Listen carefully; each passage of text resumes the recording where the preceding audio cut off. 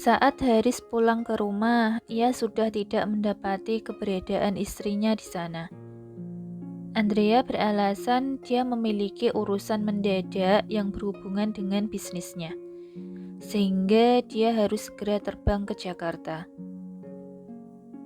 Kali ini Andrea tidak mengajak serta Wisnu ikut dengannya, hanya dia sendiri yang akan pergi.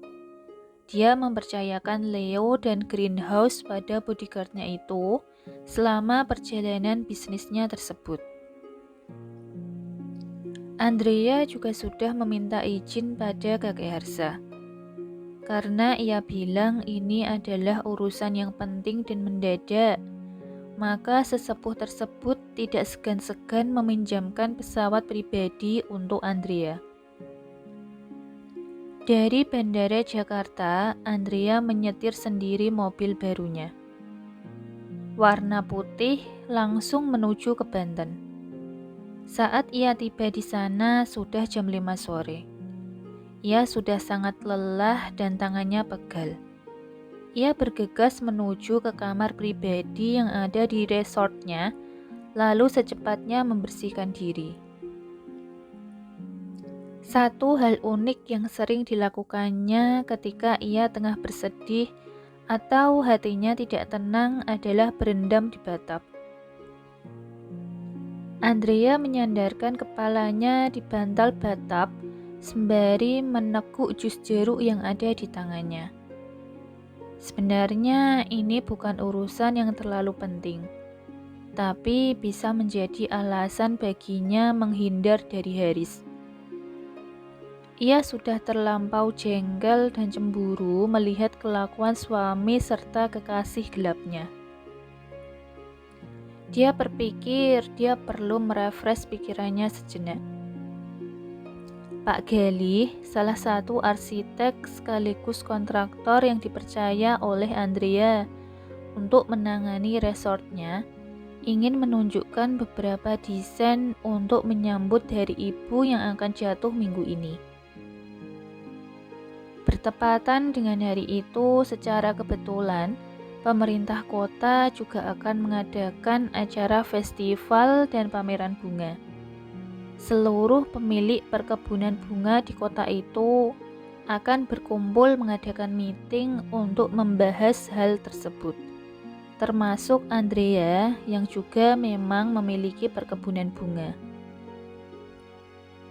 Acara tersebut akan berlangsung selama 1 minggu. Itu artinya selama seminggu ini dia juga akan tinggal di sini. Di malam terakhir festival nanti akan ada pertunjukan kembang api. Dari pihak Pemkot sendiri akan menyediakan booth untuk masing-masing pemilik perkebunan bunga selama acara pameran berlangsung. Sebenarnya hadir atau tidaknya Andrea di acara ini tidak terlalu penting, karena ia memiliki beberapa karyawan yang sudah dipercayainya. Tapi karena Haris membuat moodnya menjadi turun, jadi ini bukan ide yang buruk untuk merefresh kembali pikirannya. Merasakan berat di kelopak matanya, Andrea segera keluar dari bathtub dan memakai handuk piyama untuk menutupi tubuhnya. Dia berjalan masuk ke kamarnya lalu berbaring di tempat tidur. Beberapa menit kemudian ia tertidur pulas. Saat Andrea masuk ke kamarnya, ia lupa mengunci lock pintu. 1 jam kemudian, seseorang membuka pintu kamar Andrea. Dia berjalan memasuki kamar tersebut, lalu menaruh kopernya di sudut kamar. Setelah itu, ia memandang tubuh Andrea yang berbaring di tempat tidur, sembari menggeleng-gelengkan kepalanya. Gadis itu tidur dalam kondisi berantakan. Handuk piyama yang dipakainya morat-marit kemana-mana.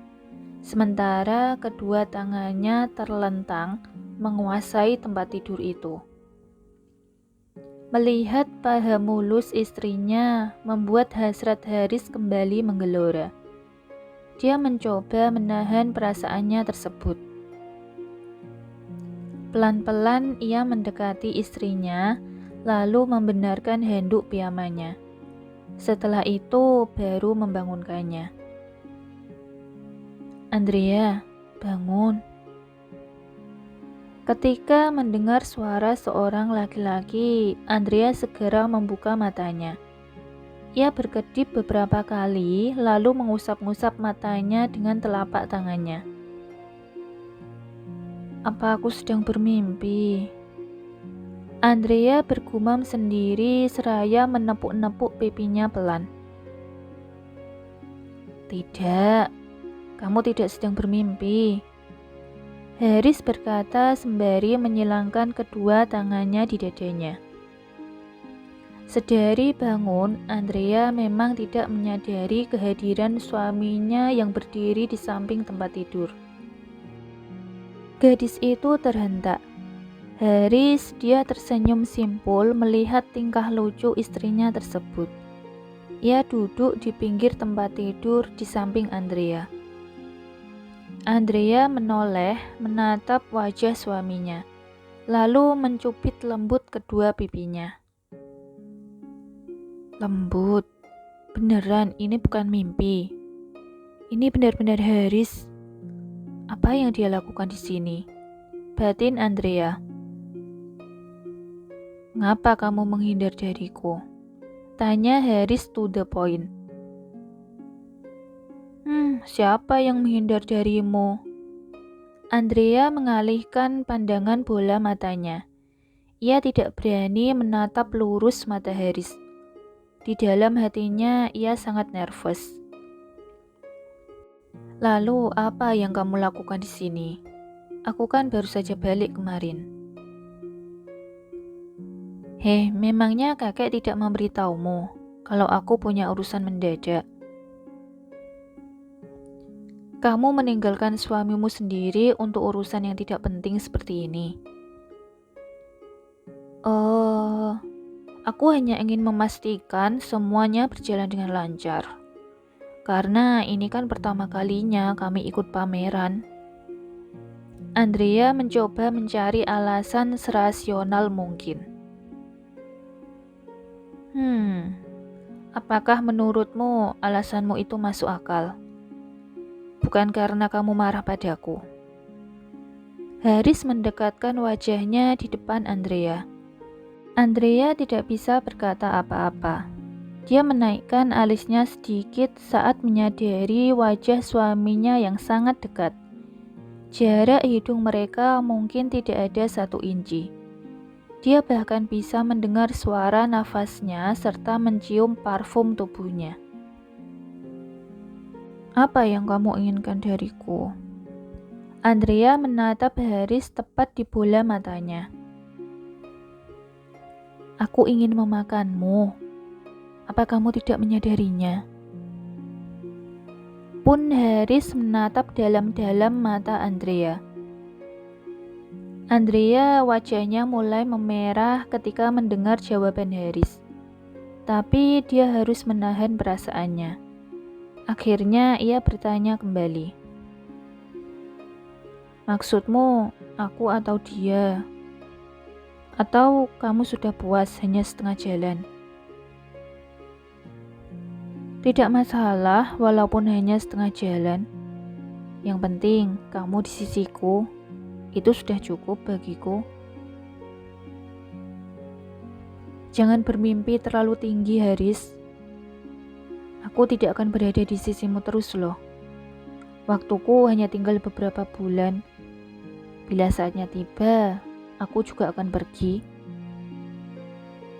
Andrea kecewa mendengar kata-kata Haris bahwa ia setuju hanya setengah jalan. Ekspresi wajahnya pun berubah. Apakah itu artinya Haris menolaknya? Andrea menundukkan pandangannya lalu mendorong tubuh Haris ke sebelah kanan. Saat dia ingin berdiri, Haris menarik tangan kanannya, sehingga membuat tubuh Andrea jatuh ke pelukan Haris. Haris melingkarkan kedua tangannya di perut istrinya.